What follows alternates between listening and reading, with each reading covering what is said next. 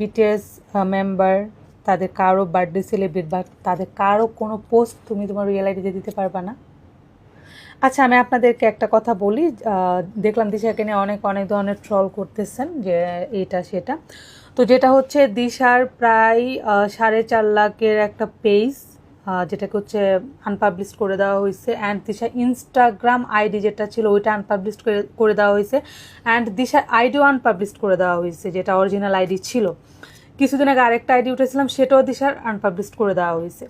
তার একটা রিজন হচ্ছে যে দিশা নাকি বিটিএস সাপোর্ট করে, বিটিএসদেরকে নিয়ে পোস্ট করে এইটা সেটা, এবং যারা এগুলা করছে বিভিন্ন পেজ থেকে তারা হচ্ছে এগুলা লিখে লিখে পোস্ট করছে। তো তারপরে থেকে হচ্ছে দিশাকে আমরা নিষেধ করছি, তুমি বিটিএস নিয়ে কোনো ধরনের পোস্ট, কোনো ধরনের কোনো কিছু আমার আইডি পেজ রিয়েলগুলোতে দিবা না। তারপর থেকে দিশা দেয় না, বাট সে সাপোর্ট করে তার মতো করে। আমরা ফ্যামিলি অতটা ওকে মানে দেয় না। ওর ফেক টিকটক আইডি আছে, ওইগুলোতে নাকি ওর মতো করে পোস্ট করে, কি বিটিএস আর্মি দিশা এই টাইপের কোনো একটা আইডিও আছে।